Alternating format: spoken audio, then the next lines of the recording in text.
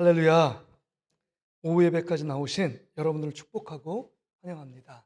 오늘 본문에 주신 말씀에 의지하여 아브라함의 자손들이라는 제목으로 함께 은혜의 말씀을 나누길 원합니다. 여러분, 아브라함이 우리가 지난주 보았던 것처럼 이제 그 조카 롯을 구하고 그 다음에 318명의 사병을 통해서 시날산의 북부 연합군을 통렬하게 이기고 그 다음에 소돔, 고모라 그 왕들이 모든 전리품을 가져가라고 말할 때 가져가지 않았습니다. 내 머리털 실오라기 하나 내가 가져가지 않겠다, 이런 믿음의 담대함이 있었어요. 왜요? 믿는 구석이 있었거든요. 하나님이 지금까지 인도하시고 지켜주셨고 함께 하셔서 이 모든 재물은 하나님이 나에게 주신 것이다, 이렇게 말씀을 하셨습니다. 그래서 15절 1절에 보면 두려워하지 말라, 그 하나님이 너의 방패가 되고 내가 너의 큰 상급이다, 이렇게 말씀하셨습니다.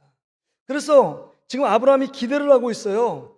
주님, 무엇을 주길 원하십니까? 근데 아무것도 안 줬잖아요. 지금 아브라함에겐 계획이 있습니다. 왜냐하면 지금 나이가 점점 먹어가고 그 다음 몸이 늙어갑니다. 후손을 얻어야 될 거 아닙니까? 고대시대 후손이 없다는 건 여러분 살 소망이 없는 거잖아요. 그래서 후손을 딱 생각해도 전혀 계산 속에 없어요. 그러니까 살아도 늙었고 나도 늙어서 도저히 얻을 수 없습니다. 후손을 얻을 수 없어요. 그러니까 길리는 종 가운데 아주 성실한 엘리에셀이라는 다메섹 출신의 엘리에셀을 상속자로 삼기를 원했습니다. 근데 하나님이 딱 막으시는 겁니다. 거기는 엘리에셀은 너의 상속자가 될 수 없다, 네 씨로 난 자가 너의 상속자다, 이런 말씀을 4절에 하십니다. 그리고 5절에 말하기를 그를 이끌고 밖으로 나가요. 되게 우리 하나님이 정말 감상적이세요. 센티메트를 하신 분입니다. 하늘을 봐봐, 아브라함아, 하늘을 바라봐봐. 하늘을 봅니다. 그때는 뭐 오염이 안 됐겠죠. 보니까 너무 많은 밤에 별들이 있는 겁니다. 야, 별들이 얼마나 있니? 셀 수 없이 있습니다. 너의 씨로 말미암아 너의 후손도 이렇게 셀 수 없도록 많이 내가 너의 자손을 줄 거야, 그렇게 얘기합니다. 여러분, 이게 지금 가능한 이야기입니까? 지금 자손이 없어요. 근데 너희 씨로 말미암아 주시겠대요. 지금 아브라함이 지금 무엇을 바라봐야 되느냐? 우리가 지금 바라볼 게 인간의 몸을 바라볼 것이 아니라 하나님이 하시는 약속, 하나님이 행하시는 그 일들을 바라보는 게 믿음이에요. 한번 따라서, 믿음은 하나님을 바라보는 것이다. 여러분, 믿음은 나를 바라보고 나의 생각, 계산 속에 있는 것이 아니라 하나님이 하신 일들, 그 전능하신 하나님, 하나님의 아들인 예수님을 바라보는 거예요. 이게 믿음이에요. 근데 우리가 창세기 12장에 보면 너희 씨로 말미암아 창대케 되는 놀라운 축복을 주시겠다고 분명히 하나님이 약속했어요. 근데 약속이 현실에 믿어지지 않는 거예요. 아내도 경수가 끝난 지가 오래됐고 나도 지금 늙었는데 무슨 자녀가 낳겠느냐, 인간의 계산 속에 자녀가 없다는 거죠. 그래서 최상의 방법인 그 중에 가장 성실한 엘리에셀을 상속자로 삼는 게 가장 현명한 방법이라고 생각했습니다. 아브라함이 그게 가장 지혜로운 방법이라고 생각해요, 인간의 생각은. 근데 하나님은 인간의 방법을 막으시는 거예요. 씨가 전혀 없는 이 아브라함 상태에서 5절 말씀을 보세요. 그를 이끌고 밖으로 나가 이르시되 하늘을 우러러 무뼈를 셀 수 있나 보라. 그에게 이르시되 네 자손이 이와 같으리라. 지금 하나도 없는 자손 가운데 무뼈를 셀 수 없을 정도로 많은 후손을 주겠다라고 말씀하십니다. 이것도 하나님이에요. 이게 하나님이에요. 여러분, 그렇습니다. 우리 가운데 여러 가지 불가능해서 정말 인간적으로 생각할 땐 제로 베이스, 제로인 것처럼 느껴지는 것들이 있습니까? 제로인 것처럼. 그러나 하나님이 약속하시면 하나님이 한 사람을 통해서 천 사람을 만드시고 없는 것 가운데서도 있게 하시는 분이 하나님 아버지인 줄 믿습니다. 그러기에 여러분, 우리는 하나님을 바라보며 나가는 거예요. 내 인간의 생각, 인간이 갖고 있는 지식, 인간의 경험, 인간이 갖고 있는 물질, 이것만 바라보면 우리는 실망하고 낙심할 수밖에 없습니다. 계산이 안 나오는 거 아니에요, 계산이. 어떤 형제를 만났는데 실명을 하면 바로 그냥 나올 것 같아서 한 달에 한 번 정도 우리 그 청년하고 식사를 해요. 근데 이렇게 하는데 이 친구, 야, 너 결혼 안 하니? 그러니까 자기는 결혼하고 싶대요. 근데 결혼에 대한 간절함은 없어요. 그냥 벌써 혼자 사는 게 편해진 거예요. 수십 년 살아오니까. 그래서 내가 너 결혼해야지. 더 늙으면 더 외롭다. 하나님이 결혼하라 그랬잖아. 너 복음 전하기 위해서 혼자 있는 것도 아니잖아. 내가 이렇게 얘기를 하니까 결혼해야죠. 그러니까 이제 애가 계산을 두들기고 있어요. 머리로. 목사님, 제가 아파트 지금 잔금도 있고 뭐 청라에도 있고 그래서 그다음에 이렇게 이자 나가는 게 있고요. 그다음에 보험료 얼마 나가고요. 보험료 얼마 나가고 한 달 생활비 얼마 떼고요. 그러니까 결혼을 딱 하니까 여자하고 딱 사니까 마이너스 150만 원이래요. 그래서 내가 이놈아, 그럼 결혼 못해. 인간의 계산 생각 속에 그거 있으면 그거 그럼 야 여자 뭐 할 건데? 그냥 저기 일 안 시키고요. 그냥 제가 버는 걸로 하고 싶어요. 야 요새 같이 벌면 되잖아. 그리고 같이 벌면 정말 인간의 계산 속으로 이거에 딱 해가지고 이렇게 살겠지? 사라지지 않아. 그런데 어찌어찌 사라지지 않는데 하나님 믿음을 갖고 둘이 한 몸이 돼서 결혼하면 야 돈이 쌓일 수도 있어. 마이너스가 아니라 플러스 될 수도 있어. 너 이거 하나님이 바라보고 하나님이 행하실 거 바라보고 결혼해라. 인간의 계산 속에 딱 보니까 얼마가 들고 그 다음에 애가 넣으면 또 마이너스가 얼마 되고 막 이런 얘기를 막 자꾸 하더라고요. 그래서 내가 너 결혼 하지 마라. 포기. 목사님 포기. 너 인간의 계산 속으로는 안 돼. 하나님께 맡기면 되는 거야. 여러분 가정 속에 결혼하면 어떻게 돼요? 더 아이들 낳으면 더 마이너스 아닙니까? 저 박은혜 권사님처럼 원하지도 않는데 막 쌍둥이 낳고 막 그러고 막 또 애 생기고 그러면 막 환장하는 거잖아요. 네? 진짜 힘든 거 아닙니까? 그럼에도 불구하고 여러분 하나님이 또 먹이시고 입히시잖아요. 그렇잖아요. 제가 처음 사역을 했는데 사례비 25만 원. 교육전 사례비 25만 원. 전임 전도사로 했는데 지금도 기억하는데 90만 원이었던 것 같아요. 90만 원. 근데 그렇게 사라지더라는 거예요. 제 아내가 하는 말이 여보 이렇게 좀 보험 제가 11조하고 감사금 다 쟀는데 3만 원인가 5만 원 남더래요. 근데 1년 하루를 살아야 돼, 한 달을 살아야 되는데 3만 원 5만 원 갖고 또 사라지더라는 거죠. 여러분 법만큼 또 쓰게 돼요. 법만큼 100만 원 벌다가 300만 원 월급 오르면 너무 좋죠. 한 달, 두 달. 근데 벌써 씀씀이 높아 300만 원은 또 300만 원 또 부족해요. 두 달 지나면. 이게 우리 인생 아닙니까? 그러니까 인간의 계산 속에 하나님을 가둬놓으면 안 돼. 하나님이 행하신 일들을 바라보며 나가는 것이 믿음인 줄 믿습니다.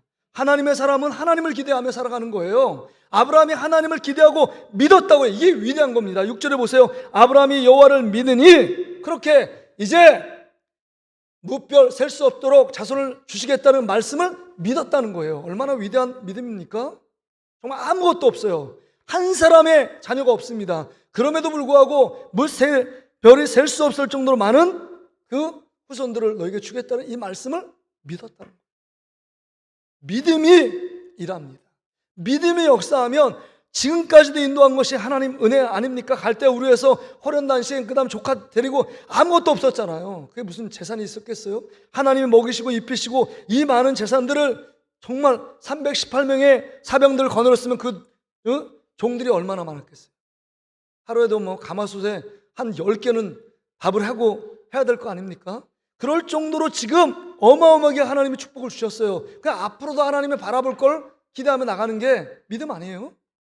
그런데 여기 본문에 보니까 12절에 네가 그렇게 복을 받다가 네가 네 후손이 4대 이후에 다시 돌아오게 될 텐데 애굽에 종살이를 하게 될 것임을 말씀해 주고 있습니다. 13절 보세요. 여호와께서 아브라함에게 이르시되 너는 반드시 알라 내 자손이 이방에서 계기되어 그들을 섬기겠고 그들은 400년 동안 내 자손을 괴롭히리니. 여러분 믿음의 사람들에게도 고난이 있어요. 고난이 있어요. 어려움이 있습니다. 요셉을 알지 못하는 왕이 나타나서 이스라엘을 완전히 종으로 사용합니다. 엄청나게 심하게 학대하고 그 다음에 돈도 주지도 않고 노동의 일을 시키는 것 아닙니까? 노예가 무슨 노동의 대가가 있어요. 계속 괴롭힙니다. 그러니까 괴로울 때 하나님께 괴롭다고 기도할 때 여러분 그 한데 모세를 들어 사용하시죠. 모세를 들어 사용해요. 그 다음에 이제 출애굽하고 합니다. 그런데 여러분 여기 가운데서도 여러분 보세요. 하나님의 백성들을 하나님이 지키신데 괴로움을 더하면 더할수록 출애굽기 1장에 보면 이스라엘 민족들이 더 번성하고 더 번성해서 애굽 그 나라가 그 히브리 사람들을 두려워할 정도로 번성합니다. 그래서 요셉이 들어갔을 때가 여러분 70명이 들어가잖아요. 근데 400년이 지나서 완전 인큐베이터에서 뻥튀기한 것도 모자라가지고 여러분 200만이 넘잖아요. 남자만 60만 명이고 그 안에 여자와 노인분들을 치면은 250만에서 200만이 된다고 말합니다. 70명이 들어갔는데 250만. 한 나라가 형성된 거예요. 한 나라. 이게 하나님의 역사 아닙니까? 하나님이 그렇게 하신다고 그랬잖아요. 무별을 셀 수 없을 정도로 세게 되십니다. 뿐만 아니라 예수 그리스도를 믿는 영적인 자녀들이 지금 무수히 전 세계에 퍼져 있잖아요. 그러니까 하나님 말씀은 반드시 이루어지고 지금도 성취되고 있는 줄 믿습니다. 그러게 여러분, 우리는 정말 예수 그리스도를 믿는 자 안에 고난이 와도 하나님이 이기게 하시고 하나님을 믿는 믿음 가운데 쓰면 하나님이 그 고난을 변하여 복이 되게 하고 그 고난을 변하여 하나님이 정말 예수 그리스도와 십자가 고난을 통해서 부활의 영광과 기쁨을 보았던 것처럼 우리 안에 부활의 산소망이 되신 예수 그리스도처럼 우리도 하나님 주는 놀라운 축복을 경험하게 될 줄 믿습니다. 이게 이스라엘 백성을 하나님이 다루시는 방법이었어요. 400년. 그런데 여러분 400년 동안 가만히 이렇게 있는데 왜 가나안 땅에 들어갈 수 있냐? 적과 꿀이는 가나안 땅에 들어갔느냐? 성읍도 만든 적이 없어요. 우물을 판 적이 없어요. 그럼에도 불구하고 집들이 다 있어요. 우물이 있습니다. 먹을 수 있는 모든 것들이 다 준비되어 하게 하셨어요. 왜 그런 복을 주셨을까? 여러분, 하나님의 전적인 은혜죠. 그런데 그 가나안 땅을 들어갈 수 있었던 근거는 여기 보니까 엉뚱한 말씀을 하세요. 여기 보니까 16절을 보세요. 내 자손은 4대 만에 이 땅으로 돌아오니 이는 아모리 족속의 죄악이 아직 가득 차지 아니함이니라. 이렇게 말합니다. 죄악이 간영했기 때문에 소돔과 고모라가 망한 것입니다.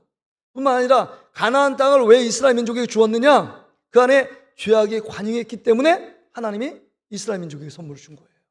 그렇다면 이스라엘 민족이 가나안 땅에 들어가서 복받는 비결이 뭐냐? 하나님 말씀에 순종하고 하나님의 자녀답게 살아갈 때 그 땅이 유지되는데 그렇게 하나님의 자녀로 살지 못하기 때문에 그 나라가 멸망한 것입니다. 우리도 마찬가지예요.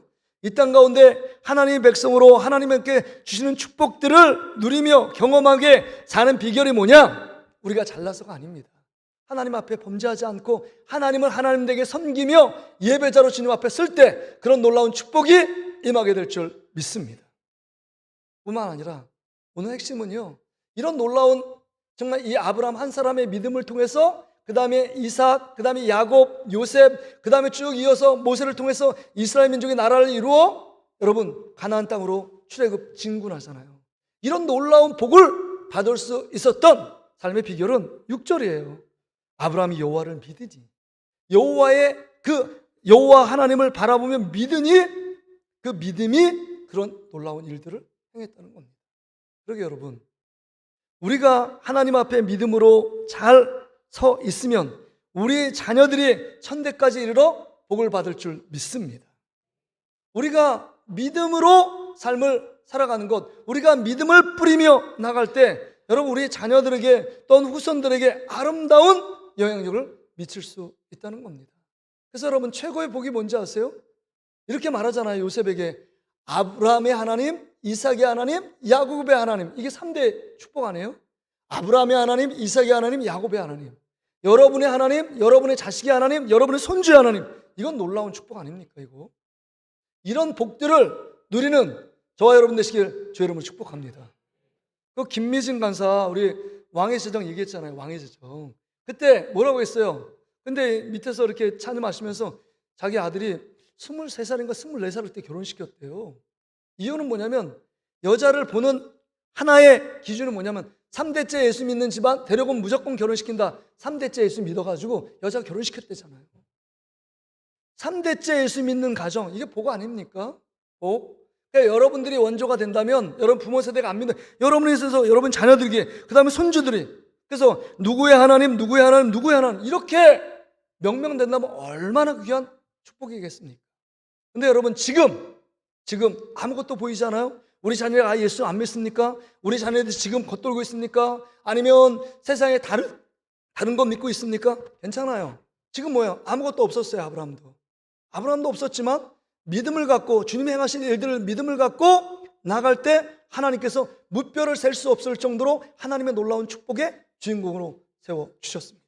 지금부터 여러분이 믿음을 갖고 하나님께 기도하며 뿌리면 여러분의 하나님이 그 여러분의 자손의 하나님, 여러분의 후손의 하나님으로 명명되는 놀라운 축복, 놀라운 기적을 경험하게 될 줄 믿습니다. 여러분, 이제 여러분이 믿음으로 다시 한번 일어나고 아브라함처럼 정말 아무것도 없는 것 가운데 주님만 바라보고 주님을 믿는 믿음으로 나아가면 하나님께서 없는 것도 있게 하시고 불가능을 가능케 하시고 정말 하나님께서 상상하지 못하고 듣지 못하고 깨닫지 못한 하나님의 놀라운 약속의 말씀이 성취되게 되는 줄 믿습니다. 그런 축복의 주인공 되시기를 주의 이름으로 축복합니다.